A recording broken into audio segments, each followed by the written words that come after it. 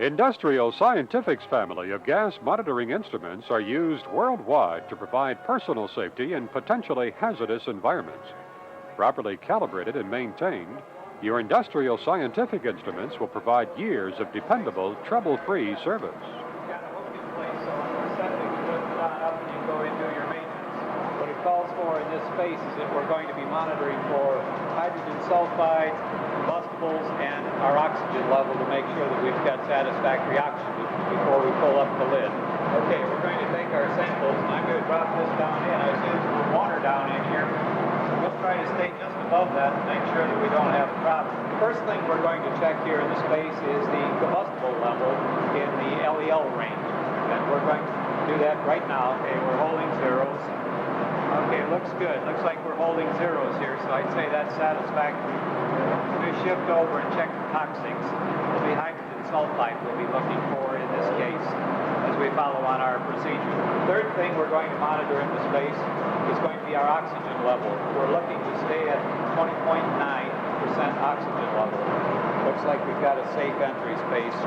Understand fully that at any time if this should alarm, you can vacate the space and give us a call. Okay, just lock that onto your belt there. And keep that with you at all times. But make no entry into the space until your partner arrives. Is that clear? Very good. Okay, thank you. Please note this video is intended to supplement information contained in your instruction manual. Your education is incomplete unless you also carefully read the manual. Bob Babcock is our video instructor. Introducing Industrial Scientific Corporation's new line of three-range gas monitors. The line consists of the model HMX 271, the CMX 271, and the CMX 270. All three of the new Industrial Scientific instruments monitor the gases continuously and simultaneously. The model HMX 271 monitors combustibles in the range of 0 to 99% LEL. The HMX 271 also monitors hydrogen sulfide in the 0 to 1999 parts per million.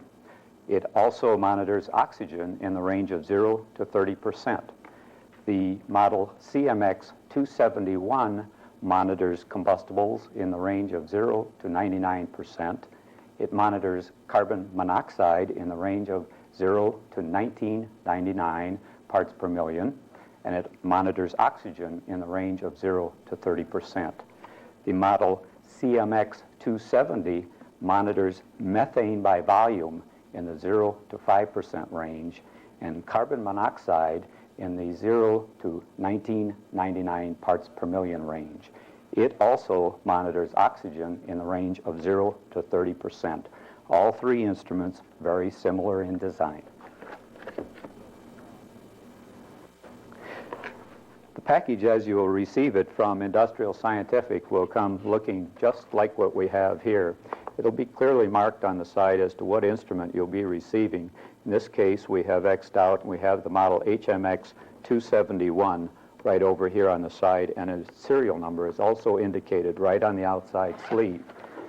We remove the sleeve from the package and find that the instrument is now packed in its own plastic carrying case. Opening that up, we find that the package has been very neatly put together with the instrument in one side, and we have now the carrying case included with the instrument. Inside the package, what we'll find is an instruction manual, which we'll set aside over here. We have the stop card, which we ask you to fill out and complete, send back with the information that's requested on here. Get that back here to Industrial Scientific. Okay, and inside the carrying case is the calibration adjusting tool. And also inside we find the calibration cup and its tube and an Allen wrench. We want to make sure we have all of those pieces in there. The instrument itself comes packed in a sealed plastic case. And we set this aside, and we have the instrument. To turn the instrument on, very uniquely, we back this knurled portion away, pull the calibration plate free and rotate it all the way around to the opposite side, returning the knurled nut all the way up tight to the calibration plate, and the instrument is now on. We'll go through some of the features of the instrument. Common in all three instruments is the audible alarm jack. In this particular case, it's shipped to you with a removable plug in place. So to use the jack, we just pull that plug out of place. You will see it with a plug in place. This is common on all three of the instruments. The second feature to show here is the backlight. Common to all three of the three-range instruments is the backlight feature. Now here in the light of the room, we're not able to pick that up, but in a low light situation, that area will be backlit. It'll stay backlit for a period of about 10 seconds and then cancel itself out. Common to all three of the instruments are the function buttons, and by walking through them with you, we see the first one reads in lower explosive limit, LEL by percentage. By pushing that, I change the display. I go over and I have a hydrogen sulfide reading in parts per million. By pushing that, I'm changing that display. The third button that I'm going to touch over here is the oxygen percentage button, which changes that display. In the model CMX 271, we have the same number of switches. The functions change. And the first tab switch is percent LEL. By punching it, we get a reading there. And the second one is parts per million of carbon monoxide. And the third is for oxygen.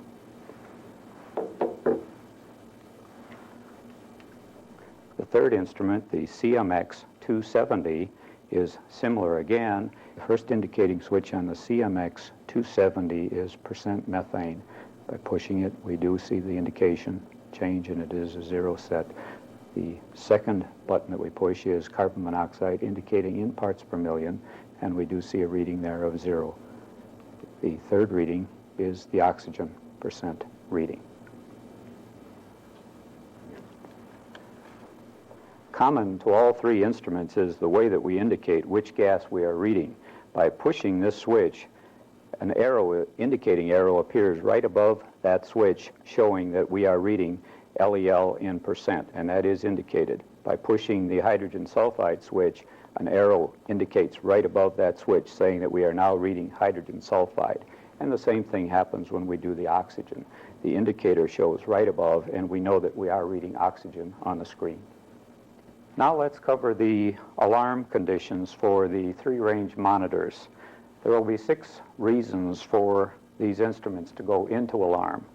In the case of alarm, we'll be given both an audible and a visual alarm. First reason for alarm would be low oxygen. Low oxygen would be common in all 3 instruments. What we're showing on the HMX 271, which is common to all of the instruments, the low oxygen alarm, which factory set at 19.5. The second reason would be high oxygen. What we're demonstrating here, which is common to all of the instruments, is the high oxygen alarm setting, which is factory set to be at 23%. The third reason for alarm would be a combustible alarm, indicated by the percent LEL area in the case of the CMX 271 and the HMX 271. Okay, what we're showing is the alarm setting for the LEL combustible alarm setting, which is factory set at 20% lower explosive limit, and that's common to both the HMX 271 and the CMX 271. In the case of the CMX 270, we would have a percent methane alarm indication.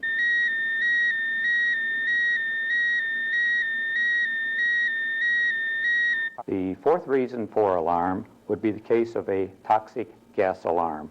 In the case of the HMX 271, we would be seeing a hydrogen sulfide alarm.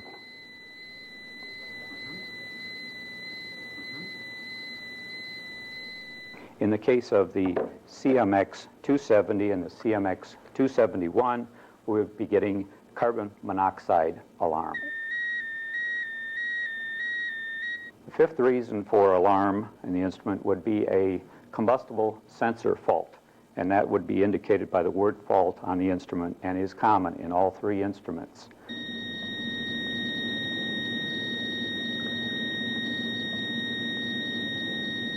The sixth reason for an alarm would be a low battery condition. Low battery condition would be indicated the same in all three instruments with a blank display and an indicator here, low battery.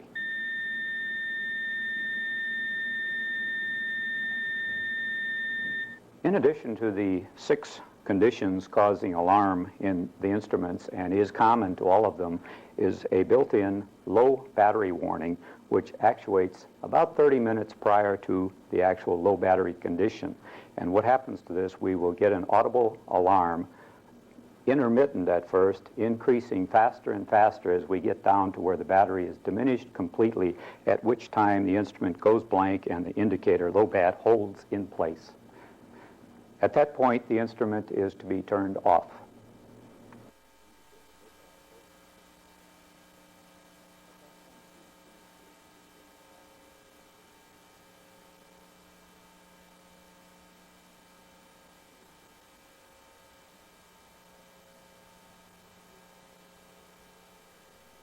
For the next phase of our demonstration, we're going to move to calibration.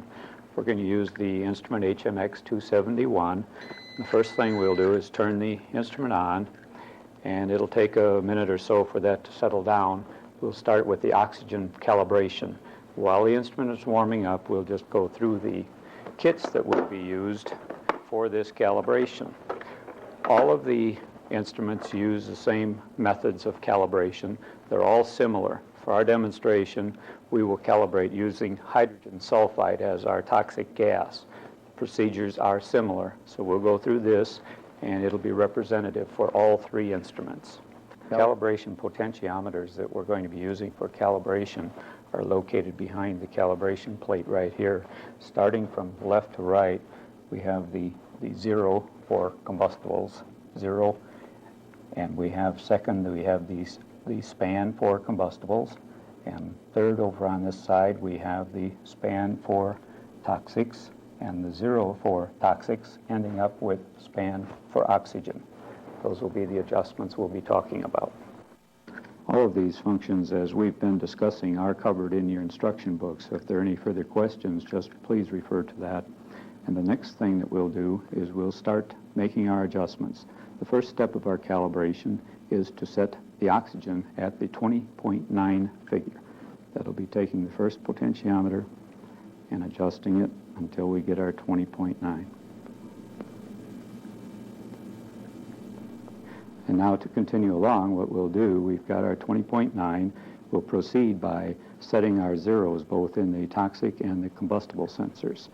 And to do that, we'll move over to the next potentiometer, and we'll switch scales, and we'll get a 0 in the hydrogen sulfide sensor. Okay, then we're going to switch scales and move over into the 0 for the combustible scale, and do the same thing. We're going to look for 0. Okay, and we've got our 0. Now, having finished our 0 calibration, we're going to set the instrument down now for a moment. And what we have over here is the hydrogen sulfide calibration kit, which consists of a cylinder of hydrogen sulfide, which has hydrogen sulfide of the 25 ppm calibrated grade and certified. It has the fixed flow regulator at the top, not quite seated in place. So before we begin, we'll bring this down and seat it in place. It includes a pressure gauge so that we know our content and we can watch as this gas is used. We know when to change cylinders in this. We also have a calibration cup and a piece of tubing attached to it. First step that we'll go is attach these two together. Fix this over the little fitting at the end, make it secure so that we don't get leaks. Everything is tight and secure. Fit the calibration cup over the face of the instrument, and what we're doing is passing the flow across the sensors which are located underneath the instrument. Okay, now that we're all hooked up to the instrument, what we want to do is make sure that we are reading toxic, and we want to push the hydrogen sulfide button so that we're in the right range on the instrument here. Then we will turn the valve completely open, and we want this now to flow for approximately 2 minutes across the sensor. And while we're waiting for that, we'll open this on up so that we can start to get in onto the potentiometer so that we can make our setting. What we're looking for is 26 parts per million on hydrogen sulfide. So I've got my tool in on the potentiometer. As we approach our 26, you notice that we are picking up our oxygen alarm signal, and we also have our hydrogen sulfide alarm signal indicating for us. This refers back to what we have in our bottle, which is contained nitrogen and hydrogen sulfide, which is causing this condition. We're completed with our calibration now. We've attained our 26 ppm, which matches what we have here in the bottle. Now we're ready for shutdown. So we'll remove the gas, shutting the valve back down, removing our cup on, and the oxygen is still coming above its alarm set level, but it'll come on down as we've reached the lower oxygen alarm level. It's now in its normal function. We're indicating hydrogen sulfide, and we're returning to 0. Now, having completed the hydrogen sulfide calibration and the oxygen calibration, we have yet to do the combustible calibration. So we're 2/3 of the way through now, and you'll notice in this kit what we have in our second cylinder of calibration gas is a known concentration of pentane. In this case happens to be 26% LEL pentane. In this bottle also is a concentration of oxygen, which reads 19%. So this same cylinder can be used to verify the oxygen calibration in the same instrument, if you so choose. Same kind of cylinder. We'll use the same calibration valve. We'll take it back apart, take it off of this cylinder, putting this cylinder back into the kit, installing the valve back on the other cylinder, same manner, repeating everything. Make sure the valve's shut off first. Put the tubing back on,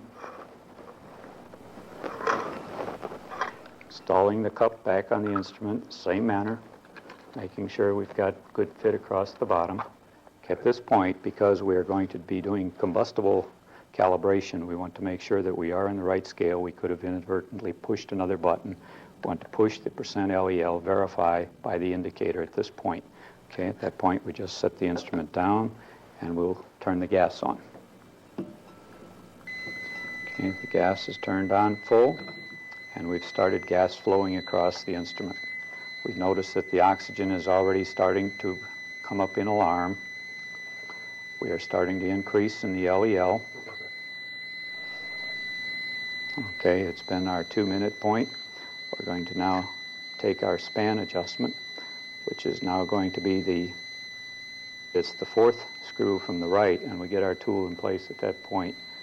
And as we watch, and we'll start increasing, the number we're looking for here is 26, 25, 26, 7, back to 26. At that point, you see the oxygen symbol indicating that the oxygen is in alarm, and we're getting an LEL alarm at that point, meaning both alarms are indicating, which as they properly should be. At that time, we can take the instrument away, take that free, and pull the cup free. Put that back down, and shut the gas off. Leave that go free, and the instrument should now return back to 0.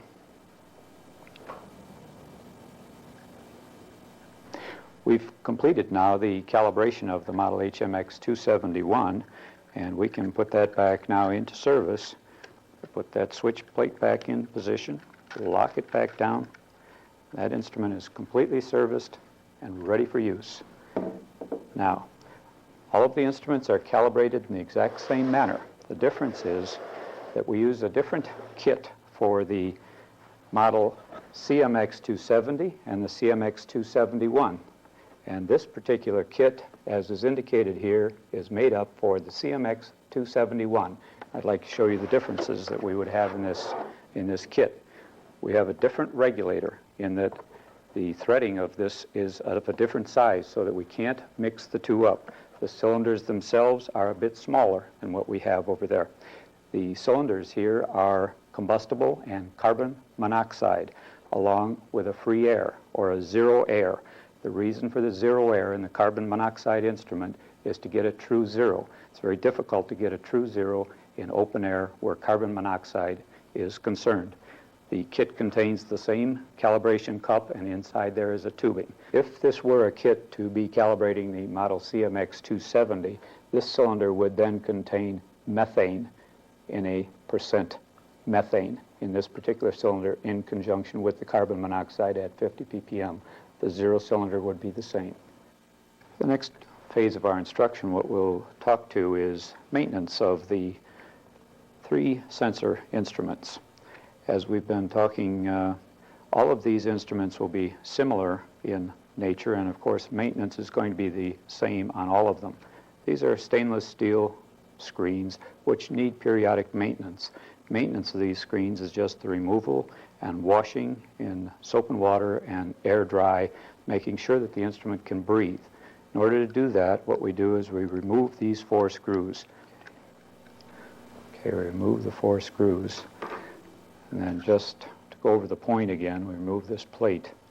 And what we want to talk about is that we don't use a solvent material for washing the screens.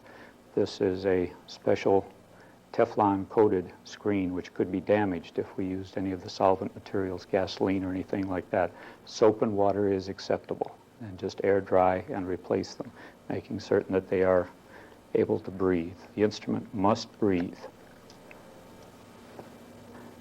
Okay, I'm going to remove that, and those are all stainless steel screens. And now that they've all been removed, now they're ready for cleaning. While we're in this area, I want to point out we've taken the 3 sensor screens out, but this screen is behind the audible signal, and it just protects that chamber, and it is left in place. There's an adhesive holding that. It's meant to be left in place. As long as we're at this point in this demonstration, let's go in and show the battery replacement and the sensor replacement at this time. To get into the instrument, what we will do is remove the 2 side mount screws. Got 2 side screws, and that's the second one. They're out. And the fastener holding the switch plate, and this whole mechanism can be removed with any kind of a wrench that's available, an open end, crescent wrench of any kind, a pair of pliers if necessary. Just take that whole mechanism and it all comes apart just like so. Now very gently separating these 2 halves, we lift this up and over and then rotating that 180 degrees so we have it back to back like so, and then just lay that gently down. Okay, once all this mechanism, and I recommend having it on a relatively clear area so that you can get all of your parts identified so that you know that you have the same parts that you're going to put back together all kind of in front of you at this point. Now what we would like to do at this point was indicate the adjustments. This is the low oxygen alarm adjustment potentiometer. This is the high oxygen adjustment potentiometer. This is the toxic alarm potentiometer, and this is the combustible alarm potentiometer. And we'll take through one of these. They're all done in the same manner, so we'll just demonstrate one of them while it's in this position. To begin with, for the oxygen alarm, we'll take this on over. Our normal oxygen, when we've pushed the oxygen switch, is at our normal calibration point for oxygen, which is 20.9. Our normal setting for alarm in this case will be 19.5. As we pass below that, we're going to change that setting from 19.5 to, say, 17%. As we pass through 19.5, we're going to be in alarm, but we disregard that as we're going down. We're going to set this now to our new setting, which we want to be 17%. So we come on down. We're in alarm, as you can see. Now we're stabilized at 17. We read 17. You see that we're in alarm. We're getting our arrow. We know we're in oxygen. We're at 17, and we're indicating. Okay? Now we turn this back over. And we have to get on to the other side over here. Okay, now we're going to tweak it until the alarm is just as it goes off, and bring it back until it's just on again, and that then should be 17. Now we check over and read, and we should be right at our 17. Okay, now what we're going to do is come back around and bring our span, oxygen span, back.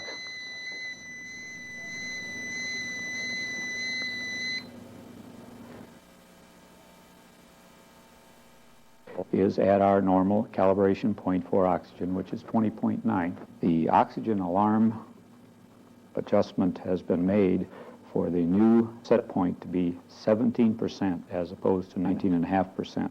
And all of the alarms using these 4 potentiometers can be done in the same manner.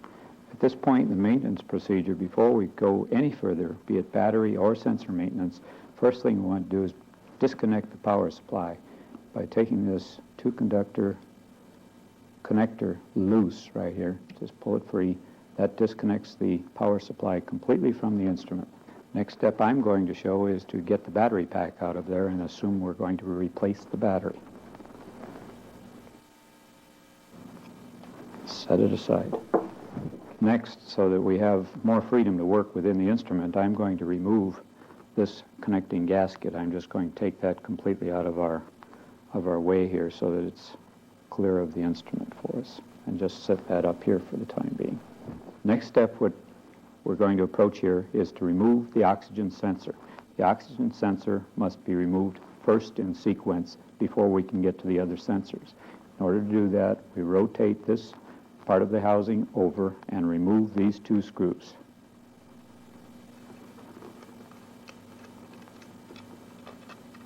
Okay, take the screws completely out.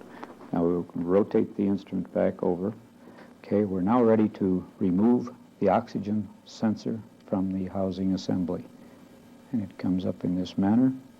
We can remove the bracket. We can disconnect the connector over here, which is a polarized connector, which has the pins on opposite sides so that we no way can connect them improperly. And whoops, we dropped a gasket which goes at this point, just separated from that. And we have the plastic spacer making up the assembly for the oxygen sensor. If that is all that's going to be replaced in the instrument, we put this back together in the exact same manner, reverse everything, and that's all we have to do to the instrument. If we are going to go further, the next sensor we're going to take out is going to be the toxic sensor, which is under this circuit board. And to remove that, we turn the instrument over and remove the 3 fasteners that are holding it in place. We'll take the last of these screws out and put it up here with the screws, turning the instrument very carefully back over. We're ready now to remove the board which will be holding the toxic center on the back side. And as we have it, what has happened to us is the audible chamber has come loose at this time, which is normally adhesive fastened to this point, but we'll take care of that. It is possible for it to come out. If it does, we can re-adhesive it before we put it back together again. Okay, we're ready to remove the gasket first. It is mounted on 3 pins, so very carefully just lifting it straight away from the board. So it's just a matter of removing that, setting that aside, and that's complete. We can set that board out of the way, and we now have the toxic sensor removed. Third and final sensor that we're going to replace in the instrument is the combustible sensor, which is housed right down here in this area. To remove that, again, we gently turn the system over. There are 2 screws holding that, so we remove those very carefully from this side. And turning it back over, the sensor now will just slip right up out of there. Okay, we remove the gasket. Set it down. And we'll set it down up here. Good. The sensor is now ready to be taken loose. We can pull that right up. All 3 sensors have now been removed from the instrument. What we have in front of us now is the completely disassembled unit, and what we have received is we have the new sensors all in front of us, including a new battery, so we have all new components. We are going to reverse the assembly and put the instrument back in service again. Okay, the first piece that we have is our new combustible sensor.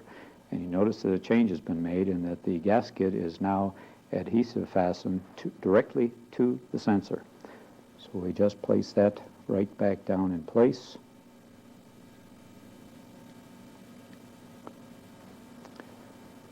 And we turn that over.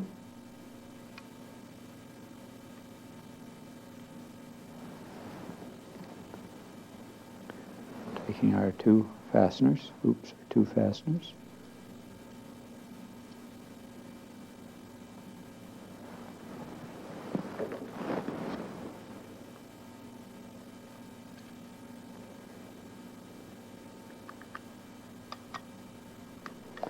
Snugging those up kind of evenly so they come up together. Turn the assembly back over. Tuck this wire lead down in as tightly as we can down in here. And now taking this connector, we rotate that over, remembering that we have the little tabs there that we want to face out, and make that direct connection down in there. And just go back and make sure everything is tucked out of the way very neatly in place. And that is the assembly of the combustible sensor. Next is the toxic sensor, which has a little shorting wire that must be removed before we assemble. And just take that off and discard that. Set that aside. We pick up we've just put the 3 pins into the 3 receivers on the circuit board and very gently make that assembly, making it secure. Okay. And we take the gasket, place the gasket on top, rotate that right on over, dropping that right down into place. Now we're going to replace the audible chamber back in its position where it's come loose. Now it's important that the flat portion of this piece face forward.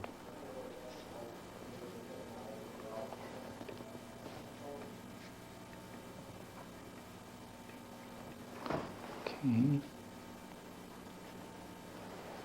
In place. Now we're going to turn this over, the whole assembly over, holding it all together, and proceed putting the other screws back into place. And the other point we'll want to make at this time is that the gasket is centered into the sensor before we put that in. Start bringing those on down.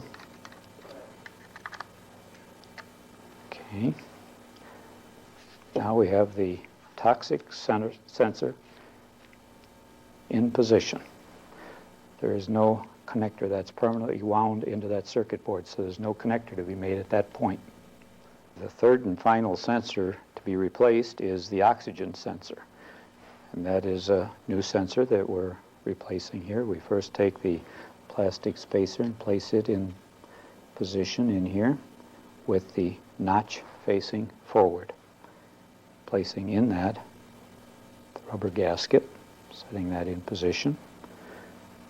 Then the sensor itself with the 2 insulated tabs facing forward going right into that notch in the spacer.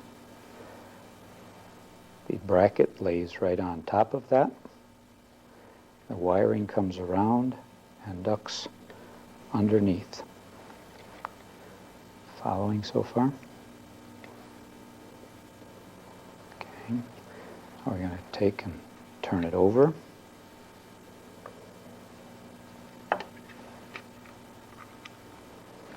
Take the 2 long fasteners and start them on through. They go again through the countersunk openings.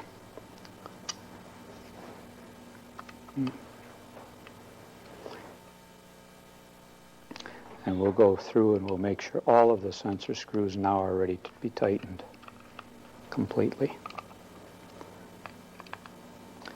And the sensors are now all in place. Rotate that back around. Okay, we make the connection, and So the oxygen sensor has now been connected and everything is in place. Check all the wires, make sure everything is free and together here and there's nothing in the way that would be binding. Okay, then the battery is put in place with the tape side to the inside. Just drop that in place, locate it in, press it firmly in place, and we're ready to make the connector and connection. And remember, the connector is specially made with the little tabs that will point over to our right. Do it this way again.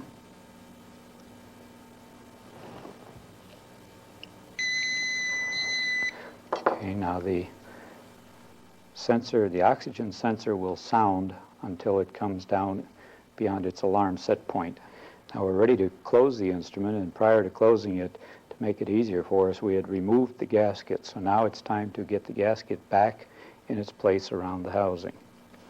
So we'll put that in place.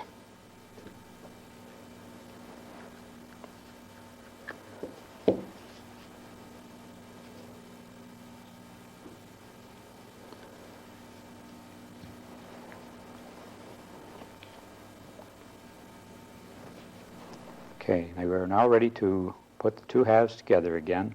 We've got the oxygen connector here put together, and that is going to end up right alongside the top of the battery. In order to see that, we'll rotate that over here, bring it around 180 so that falls right down in low in there, and slide the two halves together before we seat the screws all the way home. Make sure the gasket is seated all the way around. Okay, then we make the tightening of the screws while we squeeze that housing down together to seat that gasket tight.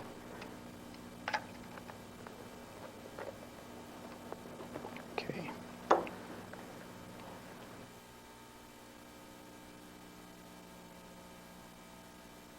Okay, and our calibration plate screw, threading that in place.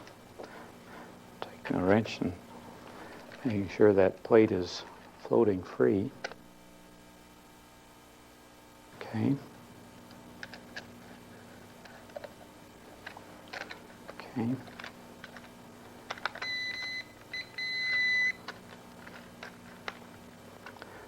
The instrument is on and functioning. The final part of the assembly is to put the screen plate back together. Put the smooth face down. This one will go in the toxic sensor. The rectangular screen, smooth face down, goes into the combustible sensor block. The smallest of the screens, smooth face down, goes into the oxygen sensor. Okay, then we replace the retaining plate, and that will hold the screens in location. And we have left the 4 screws, which we will put in place.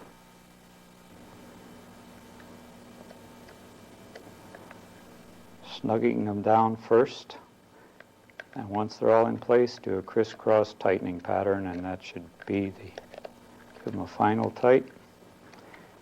You've got the instrument ready for service. All 3 of the Industrial Scientific 3-sensor instruments are powered by rechargeable nickel-cadmium batteries. They are capable of doing a 10-hour duty cycle, and typically we can get up to 12-hour duty cycle with this battery system. We have multiple unit chargers in various configurations and single unit chargers in various configurations. These are constant current chargers, allowing us to leave instruments on charge indefinitely.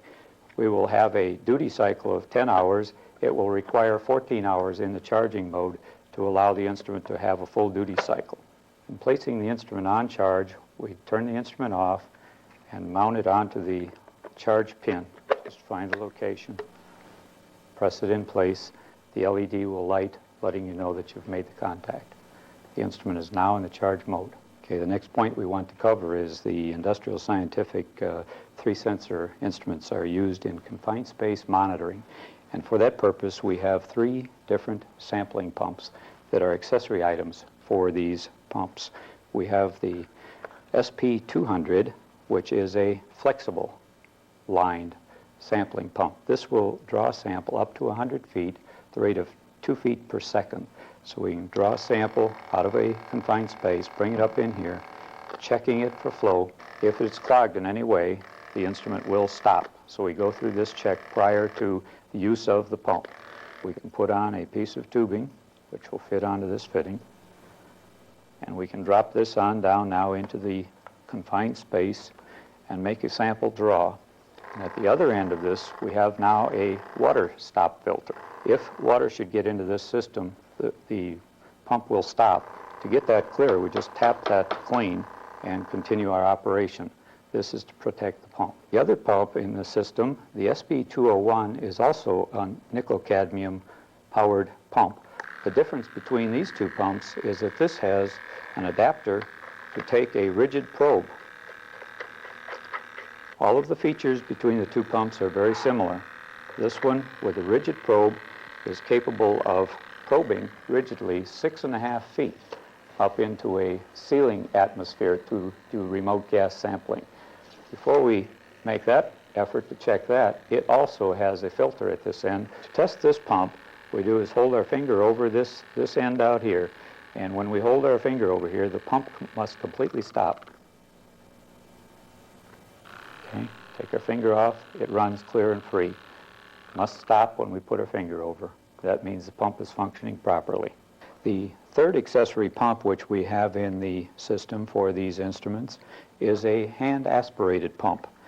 Now, the hand-aspirated pump has some limitations in that it can be used only up to 10 feet for confined space entry. It has the same water stop end. It has a configuration on the end that fits onto the instrument and works in the same manner as does the Series 200 pumps. There are some tests that we must go through on this before we do enter into the confined space to make sure that we have the integrity of the pump. We take the pump, squeeze the bulb, holding the end closed. We must hold this so it will not inflate. The idea of that is to test to make sure that there's not a leak in the system. We have a limitation on the hand aspirating pump in that it cannot be used with a hydrogen sulfide instrument, in that the hydrogen sulfide has a tendency to retain itself inside the bulb and attach itself to this surface, therefore giving us false readings. There is also another limitation in that we have only 10 feet to work with, and based on 10 feet, we're working on the number of squeezes to get this reading. We're saying that with 10 feet of hose, 10 good, solid in and out squeezes will give us 90% of the final reading. 5 squeezes will give us 50% of the final reading. Industrial scientific 3-range instruments that we've been discussing are all equipped with a auxiliary alarm jack, which we've shown you as we've gone along, and in this case it is plugged, and we remove that plug, take that out of there. This is a model of the auxiliary alarm to be used with the 3 sensor instruments. It'll have an auxiliary alarm, audible and visible, powered by a 9-volt battery. To test the model, what we do is disconnect this lead. That would put the audible and visual elements of this model into alarm. We would see the visual and we'd hear the audible, indicating that this was a working piece. At that time, we could use it, and how we would use it would be to take the instrument, placing it into its case, plugging this into the outlet jack, and now we have an auxiliary alarm which we could use as a lapel mount. We could use it on our belt, and in addition to that, to provide a warning to a person at a remote location, we have the capability of plugging into this jack and extending it to the top surface, warning someone above when this instrument went into alarm. This video was designed to supplement the instruction manual. Please refer to your manual for detailed instruction or call us toll-free if you need further assistance.